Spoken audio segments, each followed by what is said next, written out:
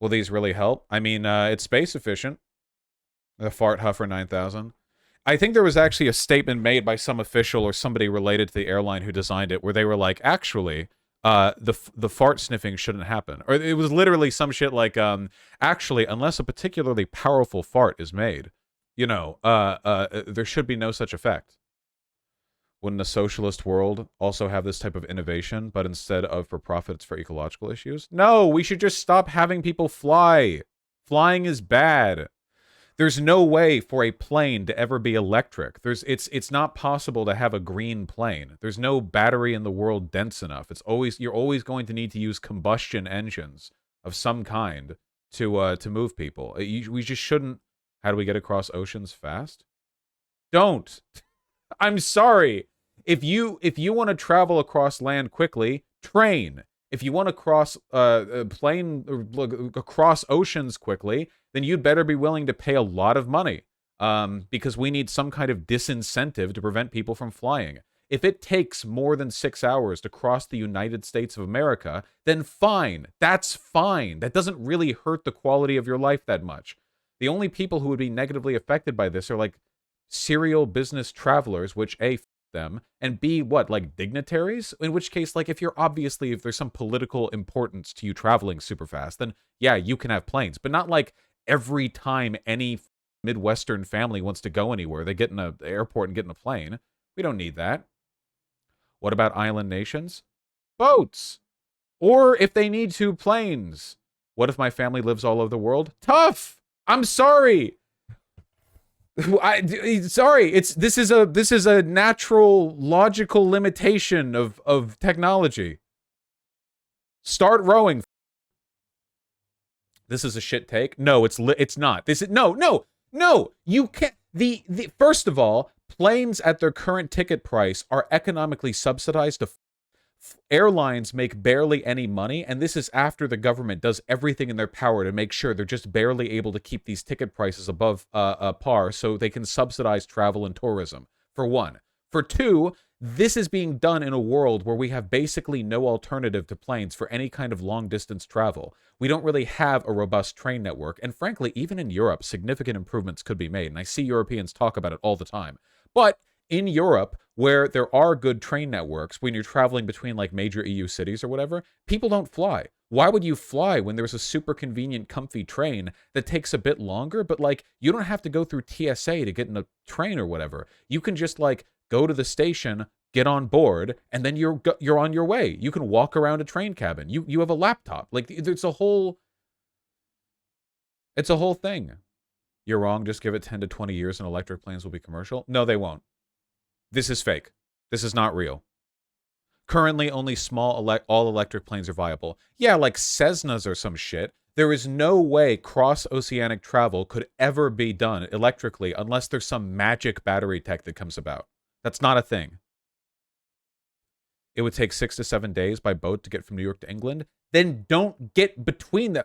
Dude, how often are you... First of all, the vast majority of flights are people flying distances that could be easily covered with a train with a good rail network. For two, like, dude, sorry. I'm sorry that it's economically and ecologically inefficient to have, like, ultra-subsidized flights so people can go around in the Fart Sniffer 3000 as airlines desperately try to recoup a tiny fraction of a percentage of profit from their failing industry. How can we disincentivize planes them? Stop subsidizing them. These flights should be expensive. Wouldn't this just benefit super rich people could still fly and f everyone else? Yeah, under capitalism. But yeah, yes, f you.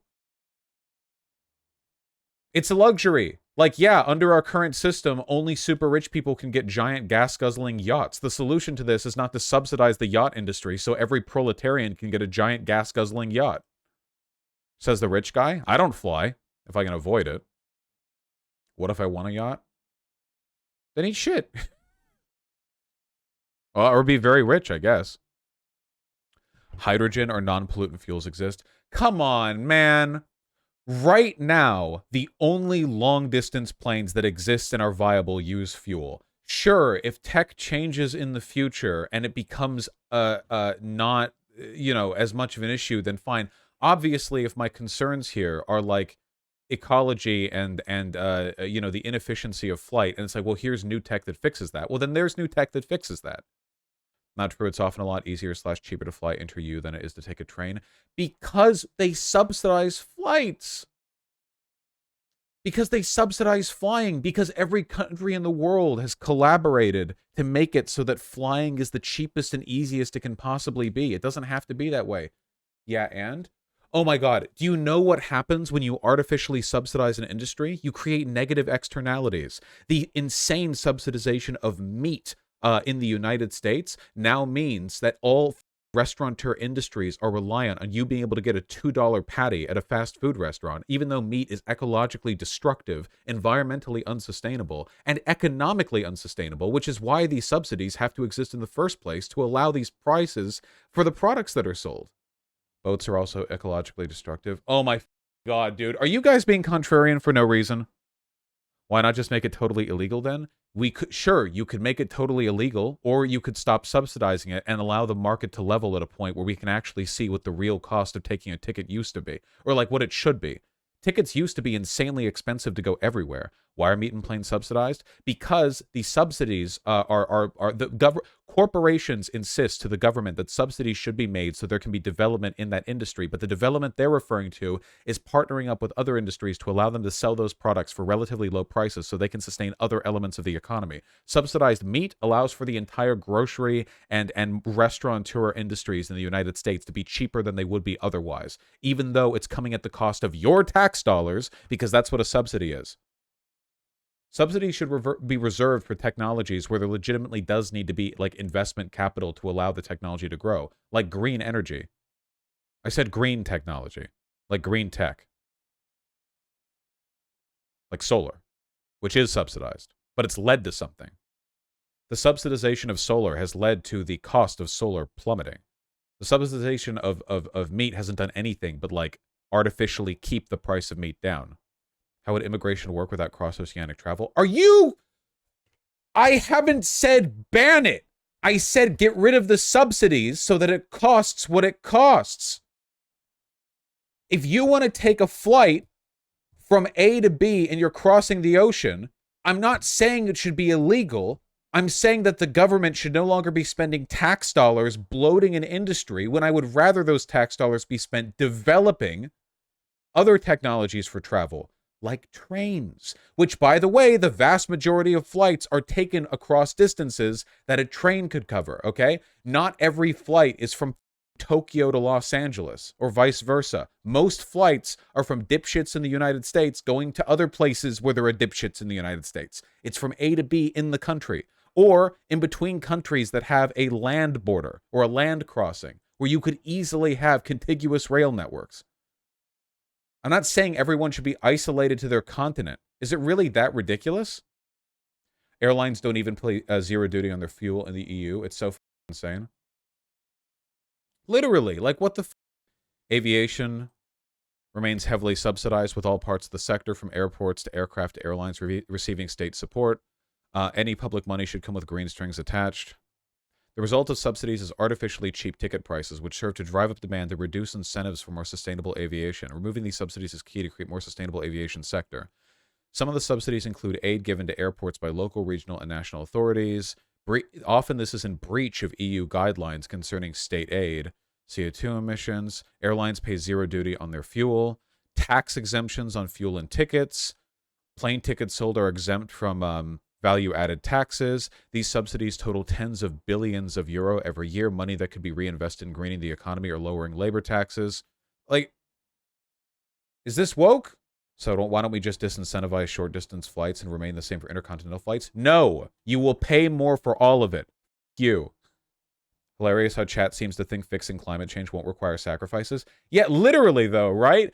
I know the average demographics of my chat. You can't afford to take a flight out every month. Are you kidding me? You're not Donald Trump. And now a bunch of people in chat who are normally like, yeah, ban all cars. This. And now all of a sudden it's like, hey, maybe we should, not spend billions to subsidize the airline industry in negative, toxic ways that incentivize like the least efficient way of traveling in terms of like ecological or economic output. And people are like, no, dude, I want to pay only $300 for my trip to Disney World once a year.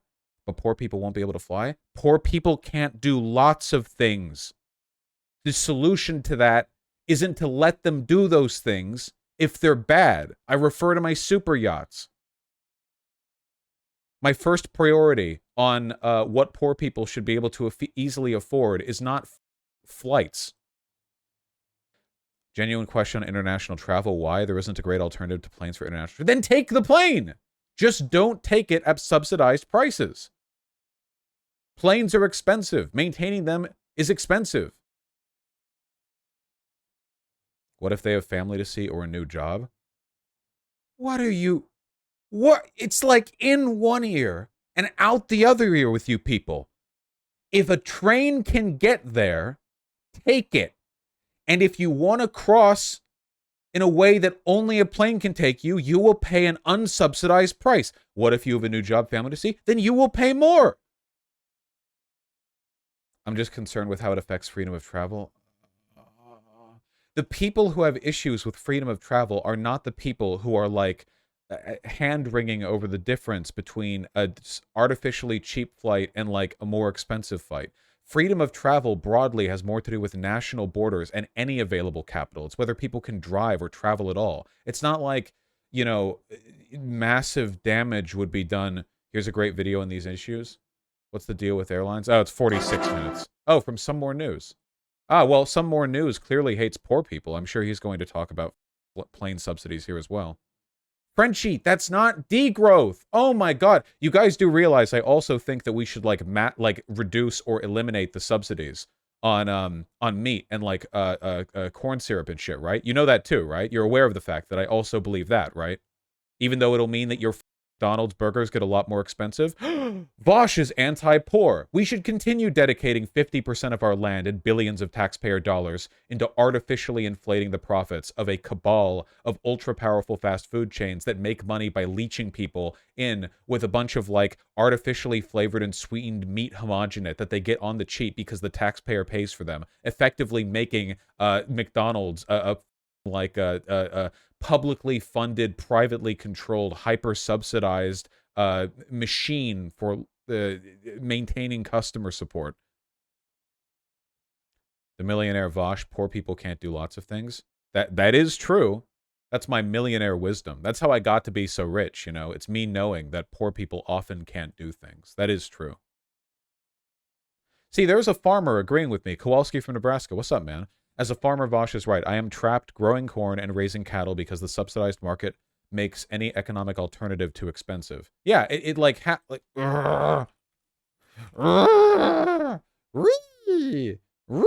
at this. That giant yellow block in the middle is the pasture and range for cows. There's livestock feed. That's the other giant square next to it. This is like half of all of America, dedicated entirely to giving cows wheat so that we can kill the cow and sheep and goats. And we don't generally kill the horses. We ride those. These subsidies seem like they're nice in the short term, but in the long term, they're not. Look at these. U.S. farm subsidies in 2020 alone. This is just subsidies and bailouts, just 2020. Cattle, $7.3 billion. Dairy, $3.5 billion. Pigs, $1.1 billion. And then, oh, look at that, down there. All of the non-meat things, like nothing. USA school meal payments to meat and dairy producers. What's at the top there? Why is the government paying so much money? Subsidies and bailouts for farms in 2020, $53 billion. This is a substantial portion of our budget. You guys know that, right? This isn't like pithy money. This is actually a lot. Totally unsustainable. But it's like I'm saying this, and people in the chat are like, so you want poor people to not be able to afford $2 hamburgers? Yeah, kind of. Because there are long-term consequences to these subsidies. Now, because of all of this hyper artificial like deflation of the prices at the expense of the taxpayer, the consequence of that is that the only food you can get cheaply, quickly, and easily as a poor person out like from a restaurant, not from grocery shopping, is meat stuff. To leave aside the ethical and the economic consequences of incentivizing this treatment of animals, and like I'm not even going to get into the vegan stuff here, but like going beyond that, there are way cheaper ways of getting cheap, delicious food. Here's a quick question. Hey guys, have you ever been to a Mexican restaurant? Are you aware for the fact that essentially pennies on the dollar of resources you can get like refried rice, beans, some tortillas, and some shit like that, some chips, some lime wedges. You can get all of that, which is a full filling meal with fat, protein, and carbohydrates that's delicious and costs like $0. Like, seriously, if you could imagine all that land that gets committed towards the use of those resources, and it's like, no, this is actually the rice and beans block now. We would be able to feed every American for nothing. Every American, hey man, want to get some cheap food because I'm poor and I live in East Los Angeles and I live in the ghetto and there are 16 homeless people per square foot outside. Yeah, man, time for us to go to El McDonaldo's, okay? Go on over there. Damn, you're giving me 1,200 calories of rice, beans, tortillas, chips, and lime wedges for only 6 cents because this shit is free, actually? Damn, that's crazy. I'm just saying, like, it incentivizes, like, bad, negative, long-term market effects. We subsidize green energy because we want companies to get involved in developing green energy tech. We don't want them subsidizing meat because there is no meat tech. We're not developing new tech for meat. We're just driving the costs down to keep the businesses afloat. But nuggies? Well, it's not like there still wouldn't be meat. That's made and sold. It would just be more expensive, which it should be. It's inefficient. It's literally inefficient to make meat. When you harnessed meat from an herbivore, you're getting about 1/10 the caloric efficiency as just the calories that the cow had to eat. Like it's thermodynamically inefficient. There's no way to improve on that. Even with lab-grown meat, you would still need to invest more resources in the creation of a certain amount of calories of meat than you would if you just ate like the supplying materials themselves, or the caloric equivalent in human food. Yeah, meanwhile NASA does everything with the budget. Yeah, NASA's budget is half what we do to support like corn and beef. What's the alternative? Don't subsidize corn and beef and airlines. That's it. That's literally, this is a huge, this isn't like some crazy lefty shit. This is bad under capitalism too. Like, this is just bad. This is just bad. It's just bad. Now, hold on. I mean, meat, but it's chock full of protein in a way that veggies aren't. That's not true. That right there is the meat lobby lying to you. There is no special kind of protein that you get from meat that you could not easily get from just eating like other food. There's nothing specific to it. In America, we've been raised on the idea that meat is like this essential component to a healthy meal. It's literally not true. It is so easy. I'm not talking about going vegan or whatever. I'm just saying you can just not eat meat or be vegetarian or whatever and easily meet all of your vitamin requirements. Being vegan is more difficult because there's still good stuff you can get from animal products, but I'm not even talking about like giving up cheese or milk or whatever else. I'm just talking meat harvesting. Isn't corn cheap without subsidies too? Well, the reason that we subsidize corn isn't because of corn, it's because of corn syrup. And if you all know anything about corn syrup, then you're fully aware of the fact that corn syrup is basically like the food waste sawdust that gets placed in everything we eat that makes us fat. So corn syrup is a deep state plan to make all Americans too fat to escape the reckoning, okay? It's like when the corn subsidies are literally so companies can go, well, at least it's cheap for us to add homogeneous paste to all of our food so we can add caloric weight and flavor at basically no cost for funsies, Highly addictive. Well, I shouldn't say highly addictive. It's not like cocaine or whatever, but, it's historically, corn syrup was produced by combining cornstarch with dilute hydrochloric acid and then heating the mixture under pressure. The process was German chemist, blah, blah, blah, chemical stuff, da-di-da-di-da. Corn syrup is produced by number 2 yellow dent corn. When wet milled, about 2.3 liters of corn are required to yield an average of about 1 kilogram of starch. The viscosity and sweetness depends on the extent to which the hydrolysis reaction is carried out. Corn syrup's major uses in commercially prepared foods are as a thickener, a sweetener, and a humectant, an ingredient that retains moisture and thus maintains a food's freshness. The primary ingredient in most brands of commercial pancake syrup is either regular corn syrup or high fructose corn syrup, both of which are less expensive than maple syrup. In the U.S., cane sugar quotas raise the price of sugar, hence domestically produced corn syrup and high fructose corn syrup are less costly alternatives. Notice how price keeps coming up. That are often used in American-made processed and mass-produced foods, candy, soft drinks, and fruit drinks. Glucose syrup was the primary corn sweetener in the U.S. prior to the expanded use of high fructose corn syrup produced in 1964. Tell me about this high fructose corn syrup. What are we doing with high fructose corn syrup? What? Nothing bad, I hope. In the U.S., widely used in food manufacturing because its sweetness was similar to sucrose, 8.3 million tons in 2017 production. Jesus Christ. Health. 76% carbohydrates and 24% water, containing no fat, protein, or micronutrients in any significant number. In 100 grams, it supplies 281 calories. The role of fructose in metabolic syndrome have been the subject of controversy, but as of 2022, there is no scientific evidence that fructose or high fructose corn syrup has any impact on cardiometabolic markers when substituted for sucrose. Little association between HFCS consumption and liver diseases, enzyme levels, or fat content. Lowering sugar beverages may reduce hepatic fat accumulation associated with non-alcoholic fatty liver disease. The American Heart Association recommended people limit total added sugar, which includes high fructose corn syrup, to 150 calories a day for men and 100 for women. Nobody is following that guideline. The basic consequence that you get from high fructose corn syrup is that like it's like a homogenate where it's not like cancerous or anything, but it's like an easy paste that gets added to everything. Did I say corn syrup? Jesus Christ, I'm tired and hungry. It's like a homogenate paste that gets added to everything. And it is like measurably decrease the quality of our food, and like more of it is added than is necessary because like no American gives a shit about calories anymore. So it's like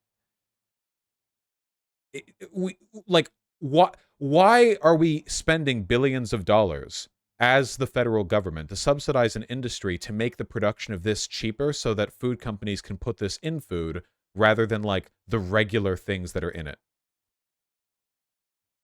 You know what I mean? Like, why are we doing that? Why does that happen? That's kind of weird. Subsidy stunlock. We would not have chocolate milk without corn syrup. That's not true. Okay, I don't think this is a stunlock, by the way. I think this is an important subject. Yeah, this subsidy money could be used for like literally anything else. It is insane that in the United States, we have set up an economic incentive structure and spend billions of taxpayer dollars in order to make it so that like the cheap, easy food poor people can get to make it through the day is meat. Do you have any idea how insane that is? Really think about that for a second. Like actually comprehend how psychotic that is. That is thermodynamically insane. Yeah, not just meat too, but red meat. But meat tastes good. Rice and beans Bro, I've had McDonald's. It's not that great. You're tasting salt and fat and ketchup. It's not that great. A good, well-seasoned rice and beans meal is great, okay? McDonald's is not that good. I don't know why. Like, yeah, a big hearty steak is great, you know? A really good like hamburger is great, but that's not what you're getting at fast food restaurants. You're getting shit homogenate. McDonald's is better than rice and beans. You mean it? That's because you haven't had real rice and beans. What have you had it from Chipotle? Would you have a bean burger or hamburger? Between the two, if it's a well-made bean burger versus a McDonald's hamburger, then obviously a bean burger. But beans aren't best when made in burger patty form. They're best when they're like a paste that gets eaten with the rice, or like, well, there's a lot of ways to use them, but trying to make a burger out of beans is kind of like you're not playing to its strength there. Ground beef is great in a burger form. Beans can be done, like you can do other stuff with that. Too much vegan replication food tries to imitate the experience of meat, and I think that's dumb, you know? Like, you're not going to beat chicken in a chicken nugget. It's called a chicken nugget, right? Like, there are other things you can do. The correct answer is tacos. Are you guys seriously telling me that, like, a good rice, bean, and cheese taco isn't better than a McDonald's burger? Because I actually think that's like a wrong thing. Like, I don't even think that's like a personal preference thing. I think that's incorrect. Because the materials that it takes to make a rice, bean, and cheese taco or a burrito are like nothing. You can make it anywhere in the world, and it would be so cheap. Taco Bell used to be cheap. It's not anymore. Here's a rice, bean, and cheese burrito. I don't know, guys. This looks way better than a McDonald's burger to me. Like, way, way, way better. And the nice thing about this is you can make this at home. You can't really make a McDonald's burger at home because you don't have the gray paste meat homogenate factories that they have. You can make this from home very easily. I think this looks better even than like the marketed images of a hamburger from McDonald's. But if you look at like a real life thing, like dog. Like, the people who are like, dude, McDonald's is so good. Like, no. Come on. Yeah, I like El Pollo Loco. I like El Pollo Loco's menu better than Taco Bell, but they're not in as many places.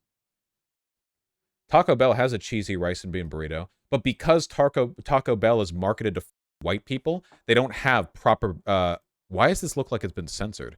They don't have proper rice here, you know? This isn't the right kind of rice. You want rice that's already kind of moist because it's been turned around with like salsa, or you have like, yeah, like this isn't like what, some herbs in there? What do you mean? Like you want it to all be like gooey throughout. You don't want to have like gooey cheese, dry rice bite, gooey beans. You want there to be like a kind of consistency there.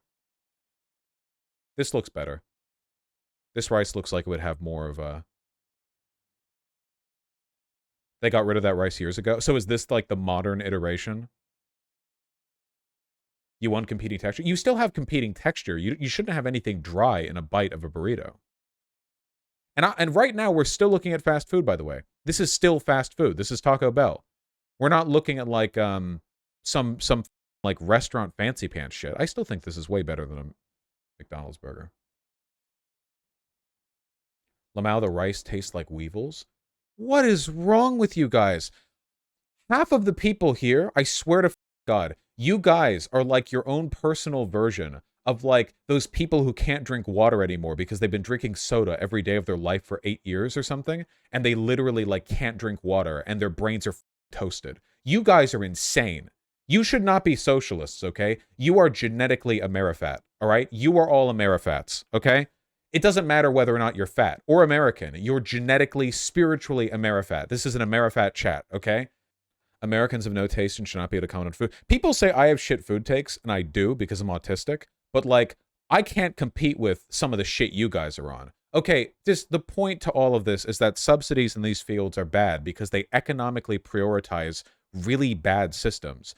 Subsidies are not innately bad because subsidies for green energy have produced good incentives. But the only incentive structure for subsidizing corn and beef is that you've just artificially like enriched fast food companies. That's it. Like that's the consequence. And now Americans get disgusting, fat, greasy, fake meat for their like catch me up meals in the day, rather than like, I don't know, any number of other options you could possibly get. And you know what?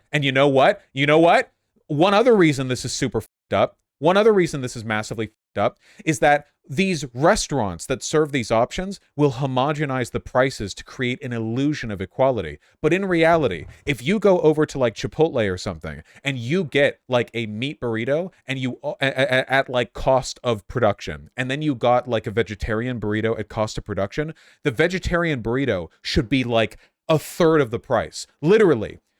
Tortilla, veggies, salsa, beans, rice, blah, blah, blah. You put it together. That shit's like $1 to get the materials for, man. Probably a lot less, depending on where you are. And then you add the steak fajitas in.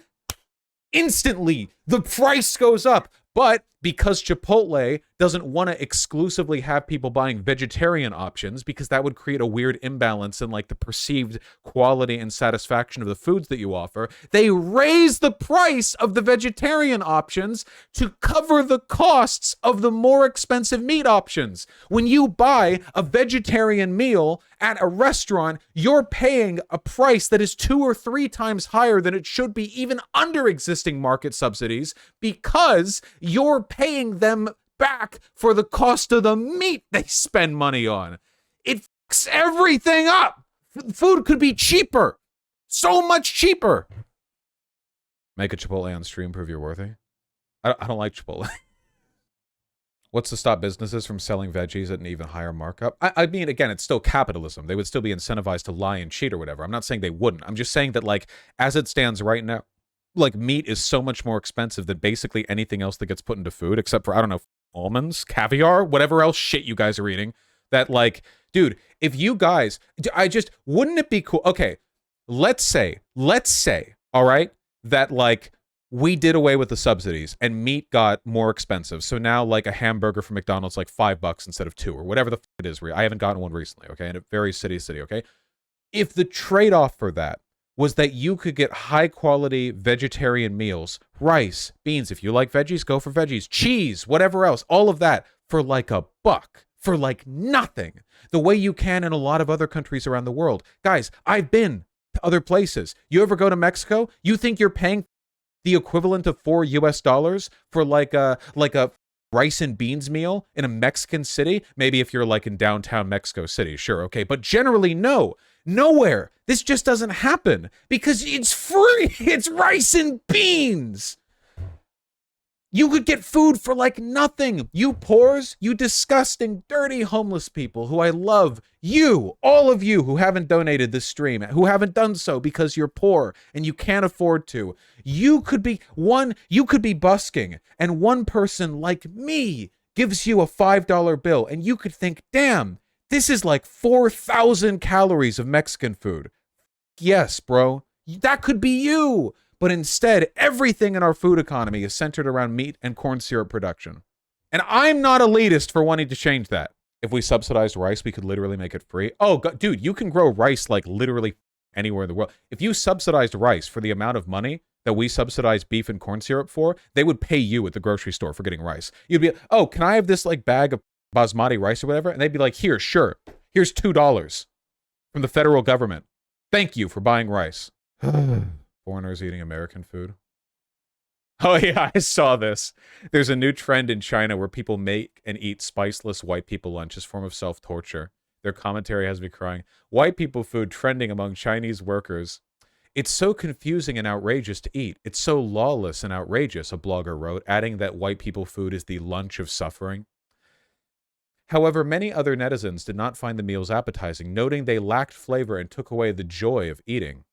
The point of the white people's meal is to learn what it feels like to be dead. But I've taken 2 bites and it was so bad that it made me realize how alive I am. President Xi, I am ready. Liberate us from these meat and corn subsidies, please. President Xi, I am begging you. It's time. Come here and rescue us. The proletariat of America cry out for rescue, and you are the only one who can save us. Please, President Xi. What are they eating? That looks like a Lunchable. By the way, an actual ideological crime, okay? That in America, meat is subsidized to the point where we can turn it into flavorless patties that suck to eat, you know? Where we have, like, Lunchable ham slices that are nothing more than a cold, wet slab to eat in between mildly flavored cheese and a dry cracker. That's insane, man. That's so bad. And then white people are like boiling their chicken and coughing up, you know, because it's like salted or whatever. Oh man, we do not deserve to eat meat.